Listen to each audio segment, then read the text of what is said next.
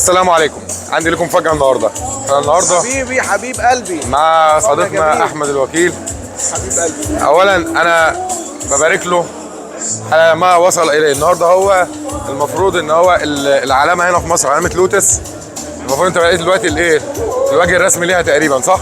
بالظبط. تمام. وبنبارك له تاني على ان هو هيكون ان شاء الله اول ملاك لوتس. العربيه دي يا جماعه سوبر كار من لوتس، وطبعا مش هنلاقي حد بقى يوصف لنا امكانياتها زي ابو حميد. حبيب قلبي ربنا يخليك يا عصام، ده شرف ليا والله. حبيبي يا ابو حميد، الله يعزك يا رب. اولا يا حبيبي مبروك عليك، ربنا يديك خيرك ويفيك شرها يا رب. الله يبارك فيك. عايزك بقى توصف لنا العربيه. والله العربيه زي عربيات لوتس كلها، عربيه موجهه للرياضيه جدا. تمام. بس الجديد اللي عملوه ان الديزاين او التصميم مع الامكانيات بتاعتها والمواصفات اللي هي الحاجات التكنولوجيا اللي فيها، يعني بقت تهتم ان مش بس تركز على احتياجات اللي عايز يسوق بس وعايز ينبسط بس، لا كمان عربيه تقدر تستخدمها كل يوم بتصميم كمان مش متقدم في اي عربيه من الفئه دي. العربيه شكلها اغلى من ثمنها بكتير وتصميمها ممكن نعرفه ولا مش لسه؟ ما لا هو انا لسه مش عارف بالظبط الرقم، بس هم بيتكلموا ان هي بتبدا من تحت ال 6 مليون جنيه يعني. تمام. يعني طبعا الارقام دي طبعا بالنسبه لناس كتيره ممكن بتبقى بتخض. تعالى شويه عشان معانا العربيه. الارقام دي ممكن تكون للناس كتيره ارقام، بس طبعا العربيات كلها غليت بشكل كبير، فلما تبص على العربيه بالشكل ده وتكون في رينج السعر ده، العربيات اللي شكلها كده العربيه دي تصنف سوبر كار. تصنف سوبر كار بالظبط. موتور في النص وكرسيين وموتور قوي ودفع خلفي، تجهيزات كلها بتاعت الجري وداون فورس وكل حاجه. تمام. طيب تعالوا نتفرج مع بعض بقى على عربيه احمد الوكيل الجديده. طيب مبدئيا يا جماعه العربيه زي ما انتم شايفين، اشرح لنا بقى احمد. المفروض دي فتحات دلوقتي بتدخل كل الفتحات بتاعت العربيه معموله، مفيش حاجه منظر، يعني كل حاجه بتشتغل لتبريد او لتثبيت العربيه أو على الارض. داون فورس بالظبط، داون فورس على السرعات العاليه، السبليتر الامامي لحد الاخر خالص. بالظبط. طيب الفتحات دي المفروض ان هنا مفيش محرك تقريبا. دي الفتحات دي بيدخل منها الهواء وبيخرج من هنا علشان يثبت وش العربيه على الارض. وعايز اقول لك ان الكبوت ده ما بيفتحش، يعني مفيش جوه شنطه، يعني هو مش بيفتح اصلا. ما بيفتحش، يفتح في الصيانات بس. تحت فيه رادياتيرات وطبب لحاجات في السوائل، فالكبوت ده مش بيفتح. لا ما بيفتحش، الشنطه ورا بس او ورا الكراسي. ده مساحه الجنود دي كام؟ 20 بوصه. 20 انش. تمام. الخلفي اعرض من الامامي. الخلفي اعرض سنه من الامامي بالظبط، بس كلهم 20 انش. وزي ما انت شايف طبعا برضه فيها فتحه كبيره هنا لتبريد الموتور. بالظبط. دي المفروض يا جماعه انها بتدخل هنا علشان تبرد المحرك من هنا. بالظبط كده. بس وزي ما انت شايف برضه الفرامل الكبيره فيها هنا كاليبرين ورا. طبعا ده عشان يبقى اقوى فرموليه اكبر. ولاحظوا يا جماعه هنا ان الديسكات الخلفيه ديسكات المفروض اهي مهواه، اللي هي بنقول عليها المروحه، وكمان فيها التخريم الرياضي علشان تفرغ طاقه حراريه افضل. تمام. عايزين نشوف هنا الكاوتش ده مقاسه كام ابو حميد المقاس ده؟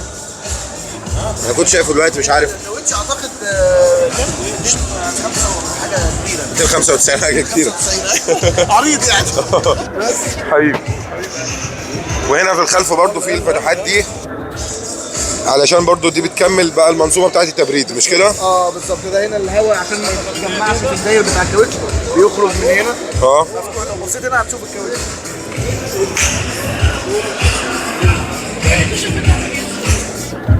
طبعا علامه لوتس هنا عامل شغل جميل قوي في العربيه دي.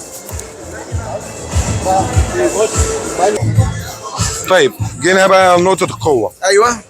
المحرك تنزل مفتوح ولا مقفول؟ مش لازم همسكه كده. ماشي. المفروض انها بتنزل بمحرك واحد ولا محركين اتنين؟ تنزل واحد 6 سلندر زي اللي موجود ده، وواحد 4 سلندر. تمام. ال 6 سلندر 3500 سي 6 سلندر سوبر شارج. 3500 سوبر شارج. 6 سلندر وبيطلع 400 حصان و430 نيوتن عزم او 420. تمام. مرتبط بجير، مرتبط بفتيس 6 نقلات مانيوال او 6 نقلات اوتوماتيك. تمام. ببادلز شيفتات. طيب انت بقى اخترت ايه؟ انا اخترت، يعني انا غالبا هختار الاوتوماتيك. يعني يعني حتى الان مبدئيا الاوتوماتيك، لان انا عندي عربيات ثانيه كلها مانيوال، فعايز احس ان انا دخلت الخلفيه شويه. لا انا مش متضايق، بس يعني يمكن انبسط، فاهم؟ بس هو الاوتوماتيك بتاعها جميل برضه، نقلاته سريعه وكل حاجه. تمام. بس فتيس اوتوماتيك بقى نوعه ايسن. DSG مثلا ايسن ايسن 6 نقلات اوتوماتيك، يعني مش دي اس جي. سيبترونيك عادي. الدي اس جي بينزل في الاربعه سلندر بقى. الاربعه سلندر اللي هي المكنه ال 2000 اللي تقريبا. هي 2000 تربو بتاعت اي ام جي، مرسيدس اي ام جي. اي ام جي مرسيدس. الفتيس والموتور من اي ام جي. تمام. 4 سلندر 2000 سي سي تربو 360 حصان. و اسمه ايه ده؟ والفتيس بتاعها 8 نقلات دبل كلتش. دبل كلتش. تمام. بس تمام. طيب المفروض ان هي دي بس المساحه بتاعت التخزين الوحيده في العربيه دي، وظهر الكراسي، ورا الكراسي فيه زي بنش كده برده ممكن تحط عليه شغل. ممكن نبص عليه دلوقتي. تمام. بس كده. طيب اي حاجه انا عايز اعمل لها صيانه احطها منين؟ اعدلها منين دي؟ ما دي بقى في لوتس بقى في عز العرب. ايوه، زي اي عربيه ميد انجن الشغل فيها بيبقى صعب. اكيد. يعني العربيات كلها كده، البورش، البوكستر، الفراريز، الحاجات دي انك توصل لحاجات في الموتور الميد انجن، وبالذات الموتور الميد انجن اللي فيه شنطه معاه. يعني في العربيات الفراري واللامبورجيني ما عندهمش شنطه. مفيش شنطه. ما انا فعلا الشنطه دي جديده. البورش الكيمن فيها الموضوع ده، العربيه دي فيها الموضوع ده، انك تبقى عندك شنطه مع موتور في النص. بيبقى فيها شويه صعوبه، بس هم طبعا بيتعاملوا معاها عادي يعني. بتدخل العربيه دي ازاي؟ يعني ايه؟ تدخلها جوه. الخروج صعب. لا سهل جدا، سهلوه. بالنسبه لعربيات لوتس القديمه العتب اللي في الجنب ده كان بيبقى عريض جدا. كنت دخولك وخروجك بيتعب. هم قللوا العتب ده شويه. حابب ان انت تتفرجنا عليها من الداخل دلوقتي. لا انت تخش انت بقى. لا ما انت هتبقى معايا. لازم انت تخش بقى وتبارك بقى. ما أنا الله يعزك يا رب. الله يعزك. الله يعزك. لا ثانيه واحده. انا ماليش دعوه. هو اللي الحمد لله. اخبارك ايه؟ الله يسلمك. ماشي. اتفضل يا احمد. ماشي. هتطلع بيها على طول. خلاص بقى يا دوبك.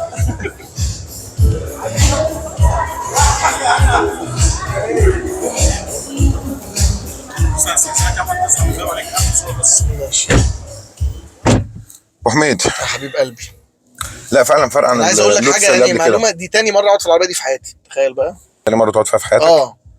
بس انا شايف ان انت حابب العربيه قوي. ده انت وانت بتشرحها ما شاء الله يعني. انا بقى قاعد خلصت فيديوهات اليوتيوب كلها. انا بقيت اتفرج على ريفيوهات العربيه دي بالاسباني وبالياباني. المفروض العربيه دي اول اطلاق ليها كان امتى وفين؟ بقى لها سنه تقريبا. بقى لها سنه. تمام. بس هي اول ظهور لها في مصر. في مصر بالظبط. طبعا لان تقريبا عز العرب لسه اول لسه ناس كتيره جدا ما استلمتش بره. يعني هي العربيه عليها ويتنج ليست بره فوق السنه ونص. طب انت هتستلم امتى؟ انا المفروض الكلام بيقولوا في فبراير ان شاء الله. فبراير الجاي ان شاء الله يا رب. يعني لو ما حصلش اي حاجه. تديني لفه ولا هتعمل ايه؟ هدي لك العربيه كلها يا باشا. ما تغلاش عليك دي. يا نهار ابيض. تسلم لي يا ابو حميد. حبيب قلبي والله. مبروك عليك يا احمد. حبيبي مبروك عليك. مبروك عليك. المفروض الشاشه دي بقى كام الانش بس يعني هي مش اقل من 10. لا مش اقل من 10. وهنا يمكن يكون زيهم. ممكن يبقى مثلا 12 او حاجه. وزي ما انت شايف دي النسخه المانيوال. دي النسخه المانيوال. لو تاخد بالك مركزين قوي ان الفتيس يبقى قريب من الدركسيون علشان النقلات السريعه دي. لما تعمل كده تلاقي اقل من شبر. وتنقل كده وتمسك كده بس. طيب حلو قوي حكايه المفتاح زي اللامبورجيني. بتفتح كده عشان ما تدوسش. انت عارف ان الفكره دي اخدينها اصلا من الاطلاق بتاع الطائرات المقاتله. بالظبط. زر الاطلاق بتاع الصاروخ الرئيسي. فاتح لك برضه فتحه عشان لو اتخنقت قوي ممكن تدوس. ممكن تعدي صوابعك هنا. بس مين اللي هيقعد؟ مش هينفع. لا الصوابع العاديه. مش البطاقه بتاعتي. مش صوابع المصارعين دي. ايوه حبيبي. حبيبي. وطبعا تحكمات كامله ومثبت سرعه بقى وكل الحاجات دي وكده. بالظبط. فده جديد بالنسبه للوتس ان هي تعمل الليفل التجهيزات. بص امسك الخامات. السقف كله الكنتاره. فعلا. يعني كل حاجه تقفيلها وخاماتها يعني ليفل جديد خالص يعني. مهتمين المره دي بالراحه بتاعت العميل جدا اكتر من اي وقت تاني. بالظبط. وبرضه محافظين على نفس الاداء. هي المفروض برضه ان هي من 0 ل 100 في قد ايه؟ في 4 ثواني و3 دي النسخه الكبيره الفي 6.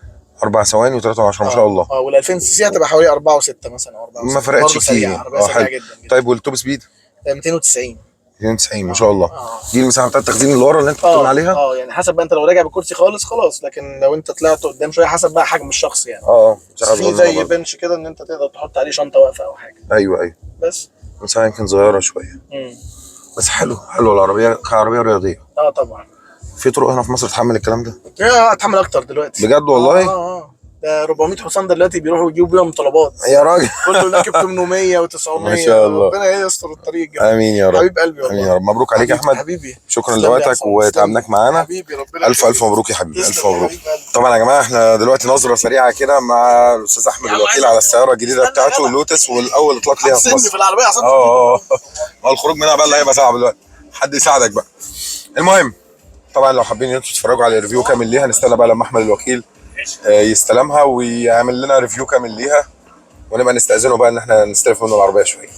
اشوفكم باذن الله على خير في اطلاقات سيارات جديده جايه كتير وحلقات جايه اكتر. السلام عليكم.